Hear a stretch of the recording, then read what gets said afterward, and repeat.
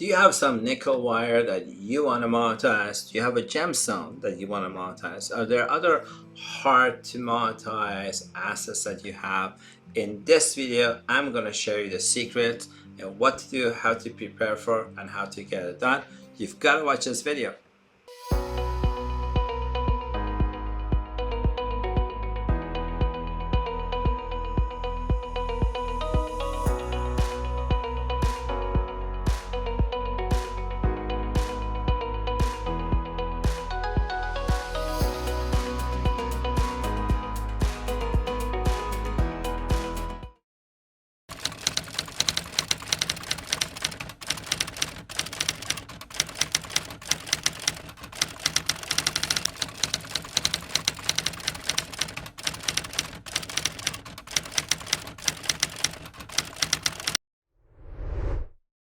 Hi, I'm Taimour Zaman, the author of the book Hypergrowth, How to Connect to Customers in New Ways. For the past 7 years, I've been decommoditizing banking products and services that have been in existence for the top Fortune 30 companies, and I make it available to everyday businesses so together we can create meaningful change in the world. If you haven't subscribed to my YouTube channel, go ahead and do so now.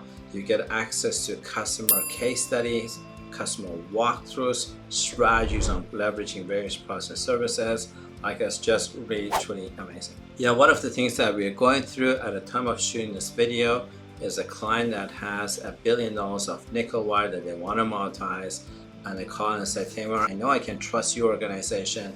Can you please put me in front of the monetizer right away? After all the paperwork got signed, we went and we scheduled a call with the actual monetizer who monetizes a lot of nickel wire, gemstones, gold, and things like that. Now, this is an organization that we know, or at least I know really well, and I know they will never fail to execute. The client always needs to give a KYC, CIS, whatever. You have to sign our asset management contract for sure as a starting point. Once we are so-called on the CIS and we can represent the client as a consultant or as a non-voting asset manager, facilitators in front of the monetizer, we go and we put the file in front of the monetizer.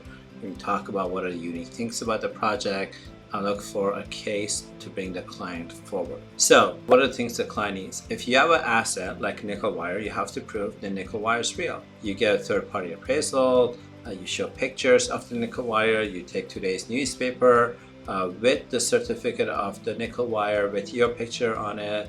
You do a selfie, like the things you can do to demonstrate A, you're real. Your CIS KYC can do that. B, you've got an asset that's real. That would be your N101 report, your safekeeping, your SKR report. There are lots of reports you can provide that shows the asset is real. Now, in terms of nickel wire, you don't have an N101 report to show. You're looking for a third-party appraisal that shows the value of the asset, and should be literally within 2 months old when you are looking for a monetizer. What you want to do when you get it from the monetizer is you want to look for common alignment. You're looking for a joint venture agreement. You're looking for something like that where the vision you have for monetizing your asset is aligned with the vision of the monetizer. That part is really important to get that nailed down kind of thing. Can you monetize this gemstone or this nickel wire or whatever the asset is? Yes, I can. Awesome. How soon can you do it?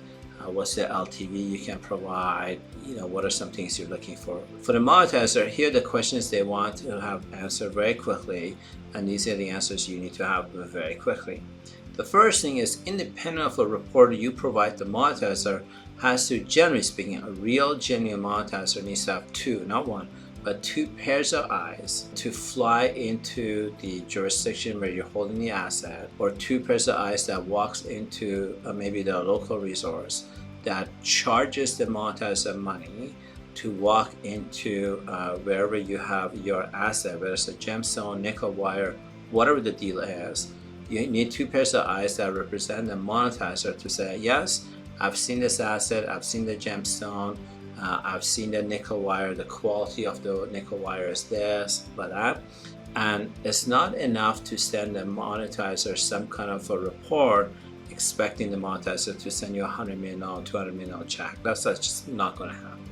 A real genuine monetizer will want to send two pairs of eyes, to make sure that asset is real. Next thing, the monetizers want an insurance wrap on the asset. All monetizers I know want some kind of insurance wrap on the asset. That's where a lot of businesses fail. Businesses that have a lot of assets that they can monetize, one area they fail for sure is learning or figuring out how do you even get insurance for this. So if you call the big insurance companies like Lloyd's of London as an example and ask for some kind of a default insurance or something that covers your asset, typically no insurance company gives you 100% insurance on the value of the asset. If you got $1 billion nickel wire as example, insurance company will cover maybe 20% of it. So $200 million is what insurance is covering for.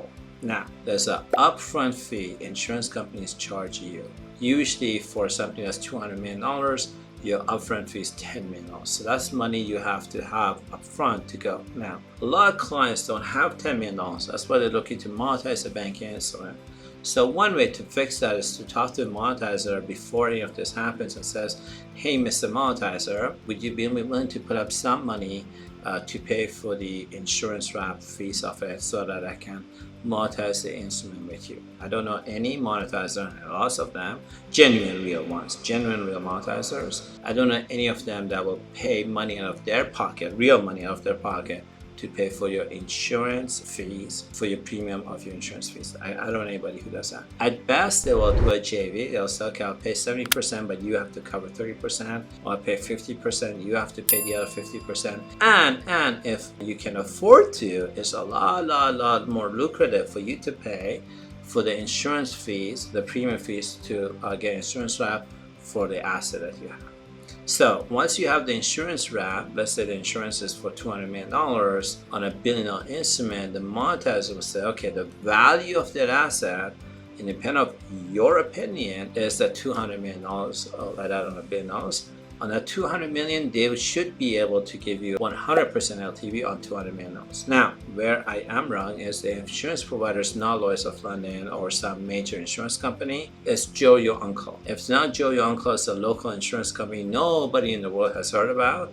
If that guy is insuring your asset, I don't know any real monetizer that wants to give you any real dollars against your asset. Instead of them giving 100% LTV on the insurance value, they'll give you 40%, 50%. So now it even goes a lot lower. So it's beneficial for you to, first of all, always have the money you need for your insurance wrap, for the cost of 2 pairs of eyes to come and look at your asset to write a valuation on behalf of the monetizer. And if I were you, before spending $1, you certainly want to make sure you have a JV agreement, some kind of understanding with the monetizer up front before you incur the time and cost of it. So now let's say you have on a $1 billion instrument, your insurance cost is $10 million.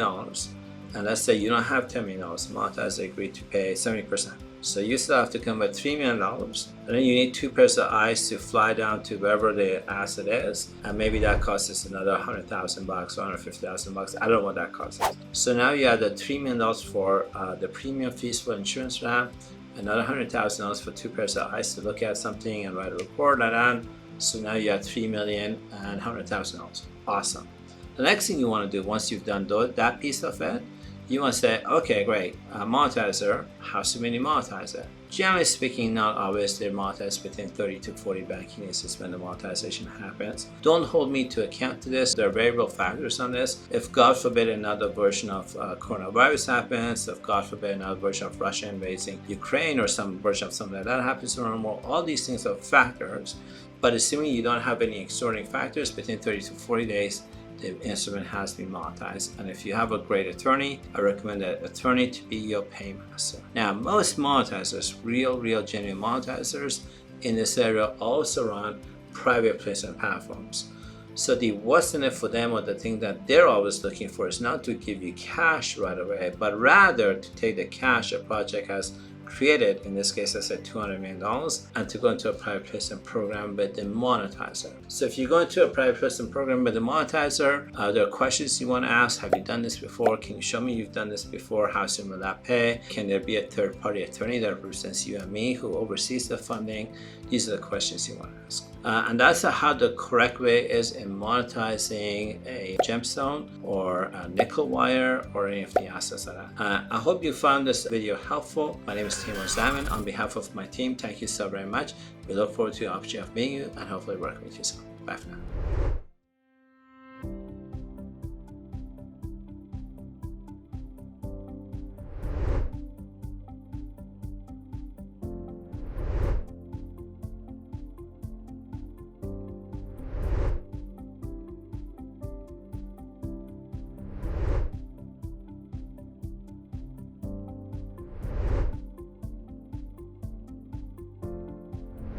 And out of everybody that I run into, all the jokers, brokers, and I heard all type of stories and royal families, this, and out of everyone that I done research to, you're the most legit person, company that running this business. I've gotten some great investment strategies that are new to me, that I'm very interested in pursuing, that will allow me to scale our real estate development projects from where we are right now to get us to the next level.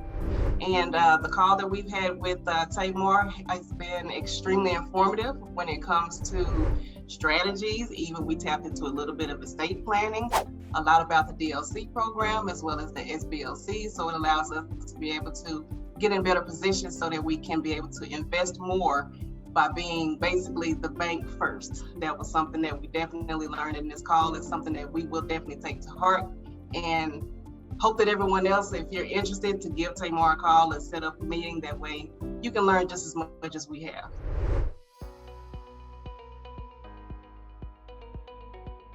Hi friends, and I'm going to take a minute and answer some of your frequently asked questions. The first question, I guess, Taimour, we love a lot of the content you're producing. We're certainly learning a lot. Is there a way that we can work a little bit closer with your organization and learn a little bit more? So the answer to that is we have 4 ways where you can work a little bit closer with us. The first easier way is buy a copy of our book, Hypergrowth: How to Connect to Customers in New Ways.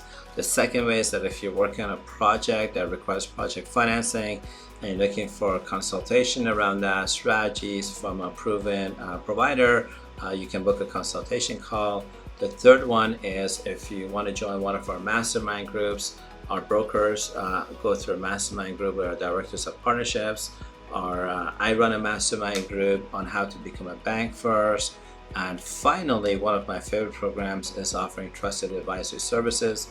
Primarily these are for businesses that don't have a CFO, or their CFO doesn't have real international banking relationships. They're looking for experts like us to be parachuted for about 6 months, 4 months to look at their assets, look at their strategy, bring in some bank relationships, some product services that could exponentially increase the profitability and the growth of the company. And you can access all of that through the trusted advisory services.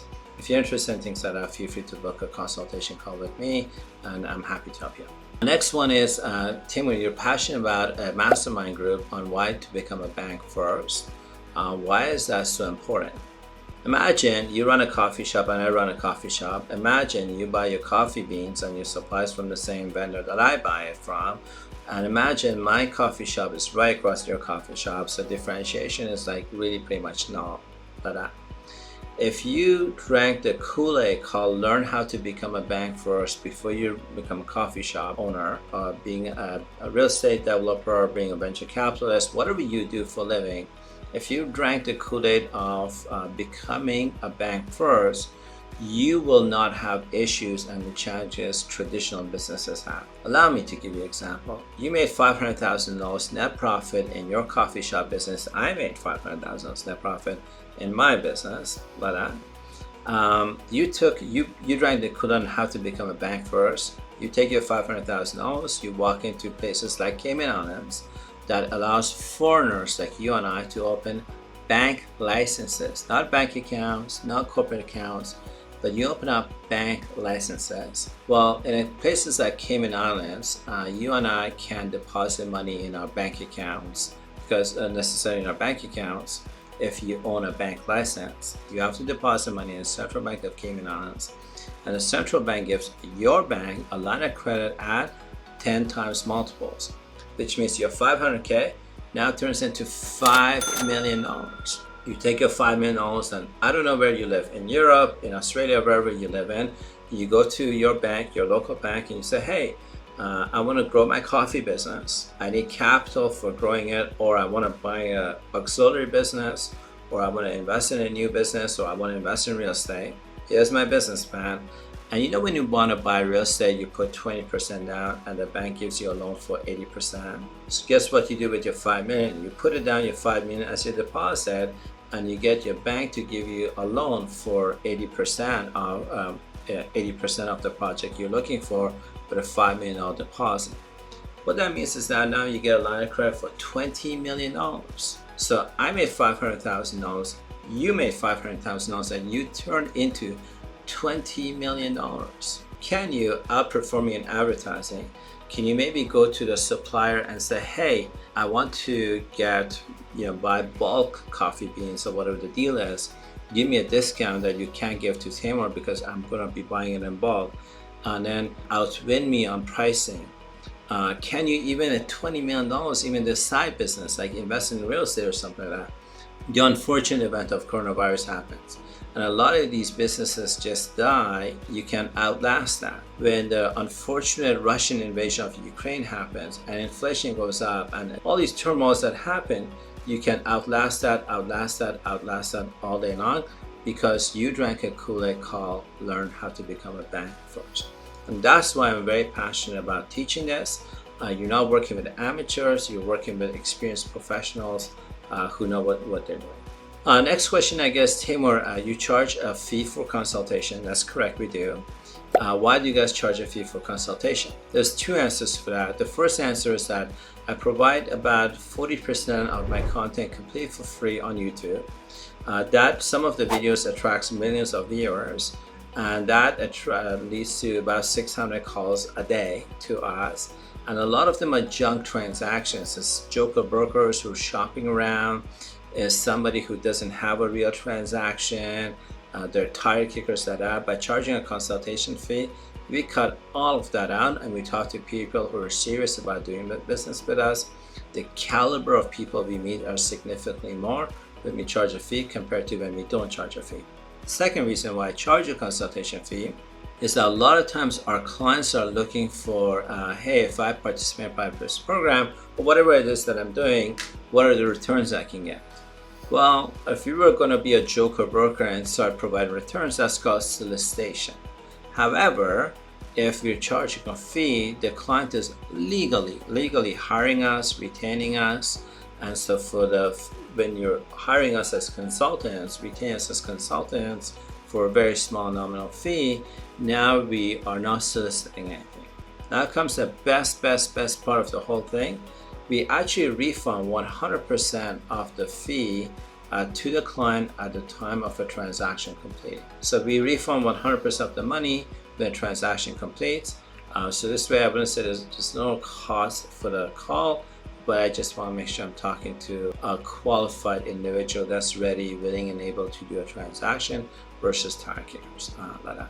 Next question, I guess, who's your ideal client and who's not? Our ideal clients are businesses that have cash, that have to have some kind of liquid cash and or assets like letters of credit, real estate, like that. They're looking for a large amount of capital that banks are offering primarily to their Fortune 30, Fortune 50 clients, like that. You're leveraging us because of a volume of transactions we do with banks, our experience, our expertise, our ability to execute, and this new amount of capital allows our clients to get funding that allows them to buy a business, buy a new business, buy an existing business, expand your business, get the project funding you need for project expansion, like that. That's the market we are interested in serving, businesses that have some kind of liquid capital and or assets and they're ready to start a transaction. Next question I get, and this was an odd one. Why is there no defamation or lawsuits against your organization? So knock on wood, as a date of this video, there's no defamation or lawsuits against my organization. Awesome, yeah. There's two answers why there isn't any. The corporate answer is because we operate with a high level of integrity. Everything we do is to law firms. on paper, like things like that. That's the corporate answer. The truthful answer is my vision as a CEO hasn't been bold enough, big enough for me to knock some trees down for this to happen. So here's some facts. If you look at the big brand names in your household, whichever car you drive, a Honda, a Toyota, a Mercedes, or whatever medicines you have, Tylenol, whoever your fridge manufacturer is, whether you use Google, Facebook, look at the big brands of things you consume in your household. Look at the income statement of these big brands. You will notice every one of them, whether it's the car you drive, the medicine you're consuming, the internet, Google, Facebook, or look at their income statements and you'll notice that litigation is part of their income statement. Fact is that a lot of organizations at some point in your growth, in your maturity of your business, litigation unfortunately is part of it. When it comes to us, we're ready, willing, and able. But the fact that we don't have it, my truthful answer, not my corporate answer, is because my vision as the CEO hasn't been bold, big enough for me to try to disrupt the world kind of thing. My last question is, we are interested in learning about participating in small cap or alternative to small cap private placement programs. Why would people choose your organization versus alternative options? I would think because we use attorneys, securities attorneys, international attorneys. I think that's probably a big one because I'm in a private placement program, have been in a private placement program. I've done buy and sells myself successfully. So I would say the why choose us is experience, expertise, ability to execute. We're not providing providers that have a Gmail, Hotmail, email address like that. We're working with some of the best attorneys out there in having the attorney manage the client's funds, or having the attorney actually run a private business program, or the attorney representing the clients with platforms we vetted, like things like that. My name is Taimour Zaman. Before I let you go, I just want to say on behalf of my associates, my team, myself, I'm really, really, really grateful for the time you invest in watching our YouTube videos, and I really mean that from the bottom of my heart. Your time and attention are yours to keep, and the fact that you watch our YouTube videos and give us some of your time, I just want to say I'm truly grateful for that. Thank you so much. I look forward to the opportunity of meeting you, and hopefully for the opportunity of also helping you on our project. Thank you.